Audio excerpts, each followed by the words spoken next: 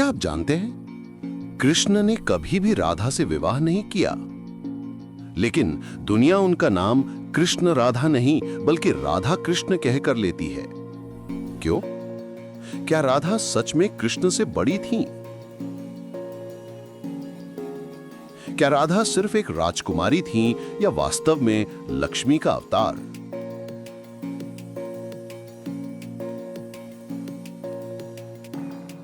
और क्या आपको पता है, कुछ प्राचीन ग्रंथों में लिखा है कि राधा का जन्म ही इसलिए हुआ था ताकि कृष्ण के हर जन्म में उनका साथ सदैव बना रहे। लेकिन यहां एक और रहस्य है। भागवत पुराण में राधा का नाम एक बार भी नहीं आता। तो फिर राधा असल में कौन थी और क्यों उनका प्रेम आज भी सबसे महान माना जाता है? आज आप सुनने वाले हैं राधा कृष्ण की पूर्ण कहानी, रहस्य, रोचक तथ्य और असली पौराणिक जानकारी के साथ। ब्रिज की पवित्र भूमि बरसाने में एक ऐसा अलौकिक क्षण आया जिसे आज भी भक्त लोग राधा प्रकट तिथि का चमत्कार कहते हैं।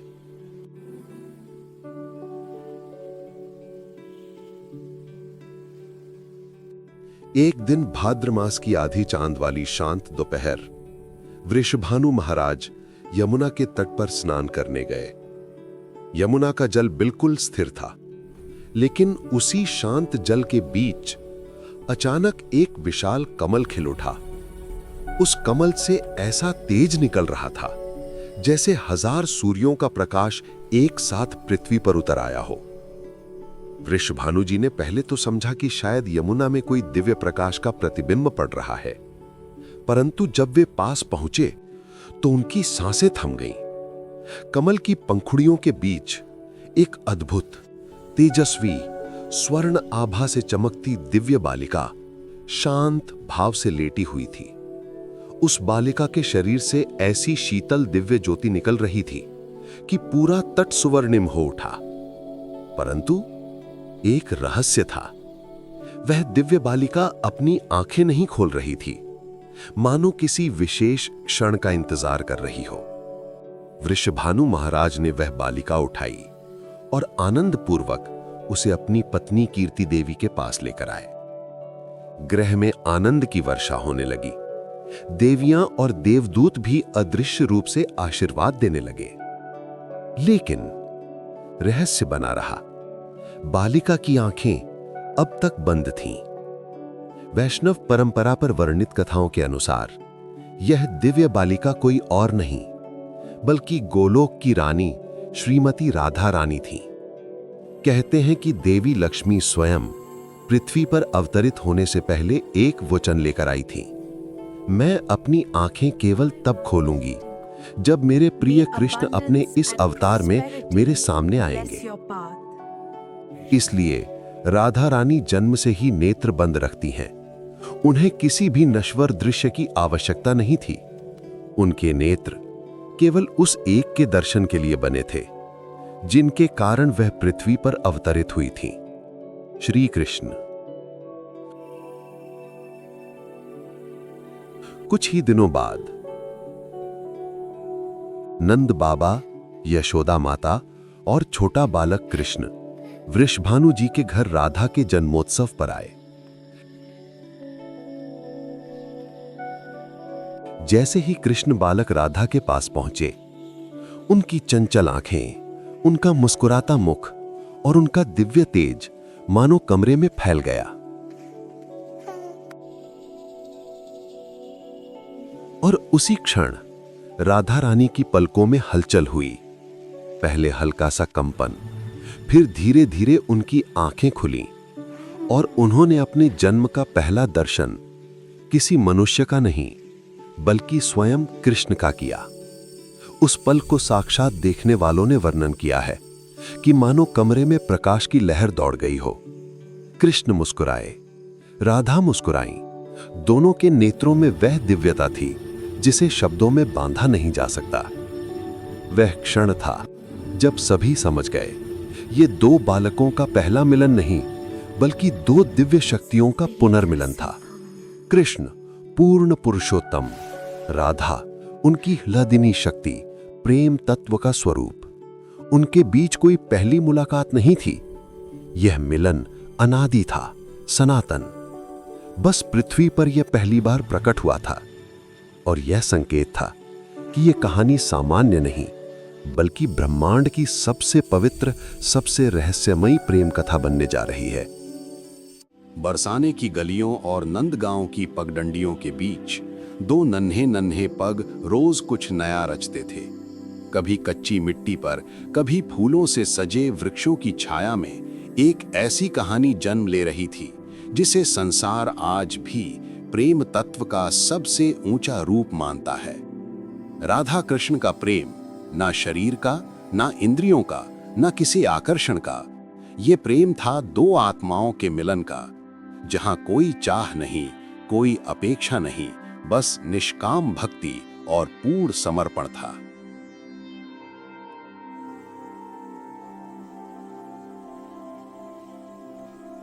जब भी कृष्ण अपनी बांसुरी के छिद्रों पर उंगलियां फेरते, वृंदावन एकाएक मानो जीवित हो उठता। पेड़ों की पत्तियां हिलने लगतीं, यमुना की लहरें नाच उठतीं और हवा में एक मधुर कंपी फैल जाती। लेकिन इस दिव्य संगीत की प्रथम स्पंदन सबसे पहले किस तक पहुंचता था? राधा तक। क्योंकि ये सिर्फ ध्वनि नहीं थी, ये था कृष्ण का हृदय संदेश जो सीधे राधा की आत्मा को छूता था। कृष्ण बांसुरी बजाते, राधा हल्के से मुस्कुराती और उसी मुस्कान का प्रभाव था कि गोपियां मोह में डूब जाती। वे समझती थीं कि कृष्ण का संगीत सबके लिए है, परंतु राधा का हृदय जानता था ये स्वर सीधे उसके लिए है, क्योंकि बांसुरी से निकलने वाली ध्वनि कृष्ण की आत्मा की भाषा थी और उस भाषा को सबसे पहले और सबसे गहराई से अगर कोई समझता था तो वो राधा थी। कथाओं में कहा गया है कि जब कृष्ण बांसुरी बजाते थे तो उसकी पहली कंपन राधा के हृदय चक्र में स्पंदित होती थी, मानो पूरा ब्रह्मांड संगीत सुनने से पहले ये पूछता हो कि राधा, क्या मैं इस स्वर को आगे बढ़ा दूं? क्योंकि कृष्ण का संगीत दुनिया के कानों तक तब पहुंचता था जब वो पहले राधा की आत्मा को छू चुका होता था। राधा थी आनंद का स्रोत और कृष्ण थे उस आनंद का विस्तार। दोनों एक साथ मिलकर बन जाते थे शुद्ध, निरपेक्ष, दिव्य प्रेम का स्वरूप। वृंदावन की वो रात सिर्फ एक रात नहीं थी।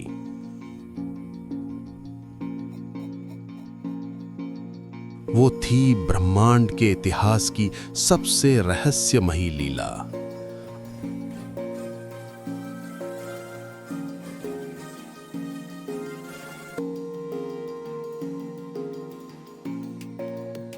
आसमान में पूर्णिमा का चांद था, पर कहते हैं उस रात भी चांद की चमक कृष्ण के नुपुर से निकलती रोशनी के सामने फीकी पड़ गई थी। जंगल की हवा स्थिर थी और पेड़ भी मानो सांस रोक कर खड़े थे, क्योंकि आज रास होने वाला था। वह लीला जिसे देवता भी देखने को लालायित रहते हैं। गोपियों के कानों में अचानक वह पहली बांसुरी की पुकार पड़ी, एक ऐसी पुकार जो कानों से नहीं, आत्मा से सुनी जाती है।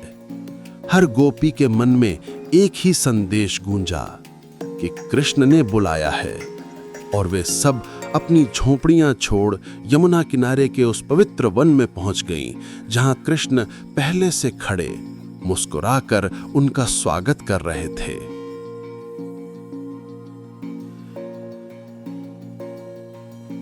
पुराणों में एक रहस्यमयी बात लिखी है। रासलीला के दौरान समय रुक गया था।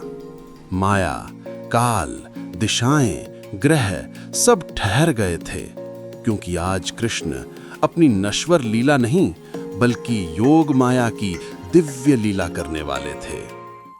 कहते हैं कि जैसे ही संगीत गूंजना शुरू हुआ, कृष्ण ने स्वयं को अनेकों रूपों में विभाजित कर लिया। हर गोपी के बगल में एक एक कृष्ण खड़े थे, वैसे ही जैसे प्रेम का कोई अंत नहीं होता, परंतु एक बड़ा रहस्य है जो हर कोई नहीं जानता। हर गोपी के साथ कृष्ण का प्रतिरूप था, लेकिन राधा के साथ स्वयं कृष्ण मूल स्वरूप नृत्य कर रहे थे। राधा के पास कोई प्रतिरूप नहीं था, क्योंकि राधा प्रतिरूप के लिए नहीं, स्वयं कृष्ण के हृदय के लिए बनी थी। इसलिए उस विशाल रास मंडल के केंद्र में कृष्ण और राधा एक ऐसी दिव्यता में नृत्य कर रहे थे जिसे देखने के लिए देवता भी अपने प्रकाश रथ रोक कर खड़े हो गए थे। रासलीला नृत्य कम और एक आध्यात्मिक ध्यान अधिक था। हर गोपी को लगता था कि कृष्ण सिर्फ मेरे साथ हैं, लेकिन जब वे देखती तो पाती कि दूसरी गोपी के साथ भी कृष्ण हैं, फिर तीसरी के साथ, फिर चौथी के साथ। लेकिन आश्चर्य यह था कि किसी भी गोपी को ईर्ष्या नहीं होती थी, क्योंकि प्रेम का सर्वोच्च रूप ईर्ष्या से परे होता है। यह था शुद्ध भक्ति का चरम।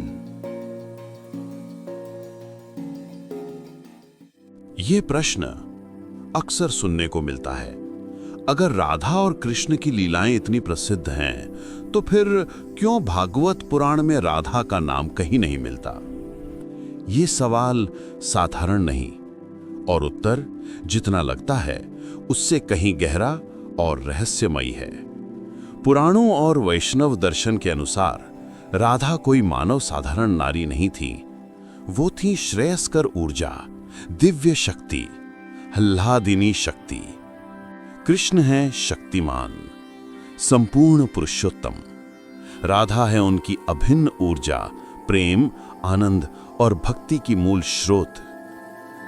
इस प्रकार कृष्ण और राधा वास्तव में अलग नहीं, वे जैसे प्रकाश और प्रकाश की किरण, एक ही परमात्मा के दो पहलू।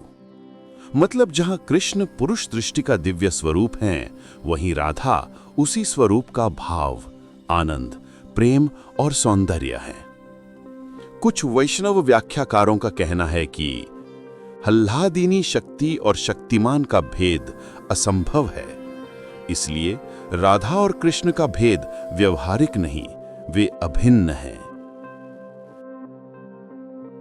इस दृष्टिकोण से जब हम कृष्ण का रूप देखते हैं तो वहीं राधा की अनंत ऊर्जा भी देख रहे होते हैं।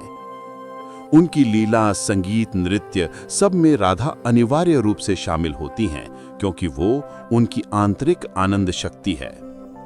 तो अगर राधा इतनी महत्वपूर्ण थी, फिर क्यों भागवत में उनका नाम नहीं?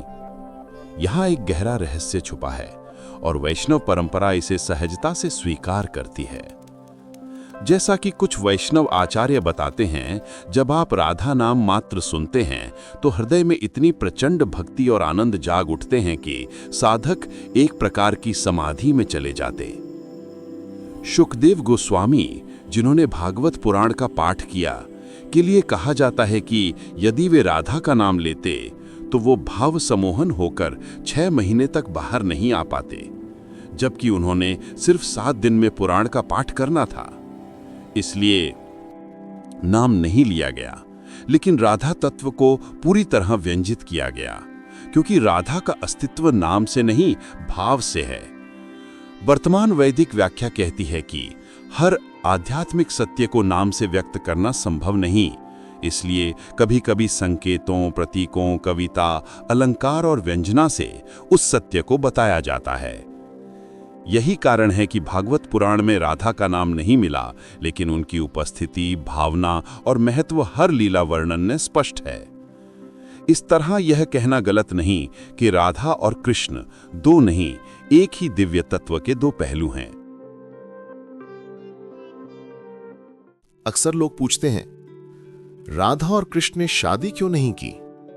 जब प्रेम इतना गहरा था तो विवाह क्यों नहीं हुआ? यह प्रश्न सरल लगता है, लेकिन इसका उत्तर उतना ही आध्यात्मिक, उतना ही रहस्यमयी और उतना ही ब्रह्मांडीय है। शास्त्र कहते हैं, कृष्ण इस पृथ्वी पर एक विशेष उद्देश्य से अवतरित हुए थे, धर्म की स्थापना, अन्याय से रक्षा और दुनिया को योग और भक्ति का मार्ग देने के लिए। वहीं राधा वे कोई सामान्य स्त्री नहीं थीं। वे थीं शुद्ध भक्ति का स्वरूप, ह्लादिनी शक्ति, अर्थात भगवान की वो ऊर्जा जो आनंद और प्रेम का स्रोत है। इन्हें मानव भाव में देखना ही कभी कभी हमारी सबसे बड़ी भूल बन जाती है। वे शरीर नहीं थे, वे थे तत्व। सद्गुरु के अनुसार भी विवाह मनुष्य का सामाजिक अनुबंध है, लेकिन राधा कृष्ण का संबंध समाज से नहीं, ब्रह्मांड से था। वो दो शरीरों का मेल नहीं था, बल्कि दो चेतनाओं का पूर्ण विलय था। राधा और कृष्ण का प्रेम सामाजिक नियमों से ऊपर, देह से परे और काल से भी ऊपर था। उनका प्रेम विवाह की सीमा में बंधता ही नहीं, वो प्रेम एक ऐसी अवस्था है जहां आत्मा और परमात्मा एक दूसरे में घुल मिल जाते हैं। विवाह में दो होते हैं, लेकिन राधा कृष्ण में दो कभी नहीं थे। वो थे एक ही तत्व के दो आध्यात्मिक रूप। हम कभी कृष्ण राधा नहीं कहते, हमेशा कहते हैं राधा कृष्ण। क्यों? क्योंकि शास्त्र कहते हैं पहले भक्ति आती है, फिर भगवान प्रकट होते हैं।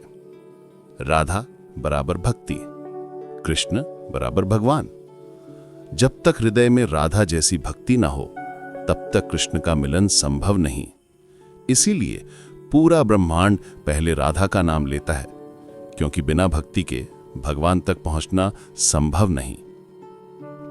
कुछ लोग सोचते हैं कि विवाह ना होना उनके प्रेम का अधूरा होना है, लेकिन यह समझ मानव स्तर की है। राधा कृष्ण का प्रेम अधूरा नहीं था, वो तो पूर्ण था, क्योंकि उनका मिलन किसी सामाजिक अनुबंध से नहीं, बल्कि आत्मिक स्तर पर हुआ था। उनका प्रेम इतना प्रखर, इतना पवित्र, इतना अनंत था कि किसी भी सांसारिक बंधन में उसे बांधा नहीं जा सकता था। वहीं से राधा कृष्ण का प्रेम शुरू होता है। विवाह का आधार शरीर है, लेकिन राधा कृष्ण का आधार आत्मा है। विवाह समय से बंधा है, राधा कृष्ण कालातीत हैं। विवाह सामाजिक है, राधा कृष्ण आध्यात्मिक है। विवाह दो लोगों के बीच होता है, राधा कृष्ण का प्रेम एक चेतना की दो तरंगों के मिलन जैसा है। इसीलिए विवाह उनका लक्ष्य नहीं था, उनका प्रेम स्वयं एक धर्म, एक योग, एक साधना, एक परमानंद था।